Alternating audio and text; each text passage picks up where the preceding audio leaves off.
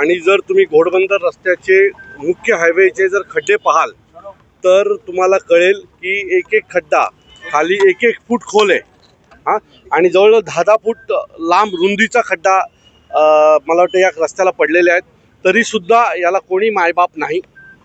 फक्त आमचे राजकीय नेते 2,000 कोटी, 5,000 कोटी, 10,000 कोटी असे मोठे मोठे आकडे फेकतात, पण प्रत्यक्षात रस्त्यावर आल्यावर जर तुम्ही पाहाल तर इथे कुठल्याही प्रकारचं काम झालेलं नाही आहे. रस्त्याची अवस्था खूप वाईट आहे. 2 दिवसापूर्वी 2 बाईक स्वारांचा यात मृत्यू झाला होता. त्याच्या आधी एका 22 वर्षाच्या तरुणीचा मृत्यू झाला होता.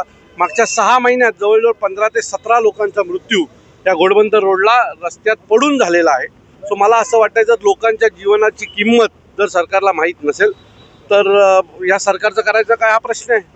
आणि या ठाण्यामध्ये एक उपमुख्यमंत्री आहेत, एक परिवहन मंत्री आहेत, वनमंत्री आहेत, असे सगळेच नेते आहेत. आता इथे सांगितलं जातं वन खाता परवानगी देत नाही म्हणून हा रस्ता मोठा करता येत नाही आहे. जो वरचा निमुळता भाग झाला तो याच वन खात्याच्या हातीमध्ये याच भागामध्ये अनेक झोपड्या झालेल्या आहेत, अनेक मोठमोठे फार्म हाऊस झालेले आहेत, अनेक बिल्डिंगी बनत आहेत, त्याला परवानगी मिळते.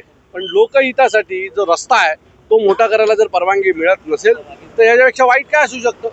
संबंधित मंत्र्यांनी सगळ्यांनी एकत्र बसावं आणि या रोडच्या बाबतीतला निर्णय घ्यावा ही आमची विनंती आहे त्यांना. मी तुम्हाला सांगतो 8-8, 10-10 फुटाचे खड्डे आहेत घोडबंदर रस्त्याला. म्हणजे इथे पुरस्कार दिला पाहिजे. सगळ्यात मोठा खड्डा कोणता तर तिथे पुरस्कार देता येईल. एवढे मोठे मोठे खड्डे या रस्त्याला आहेत. बरोबर जिथे कॉन्क्रीट संपतं, कॉन्क्रीट रस्ता संपतो त्यालाच लागून खाली 1-1 फुटाचा खड्डा आहे. जर एखादा बाईकवाल्याचा जर टायर घसरला तर त्याला डायरेक्ट देवा घरीच जायचं आहे, दुसरा काही पर्याय नाही आहे. तर मला वाटतं जोपर्यंत या रस्त्यांमध्ये एका राजकीय नेत्याचा किंवा एखाद्या अधिकाऱ्याचा मुलगा पडत नाही तोपर्यंत त्यांना जाग येणार नाही का असा प्रश्न आम्हाला त्या नेत्यांना आहे.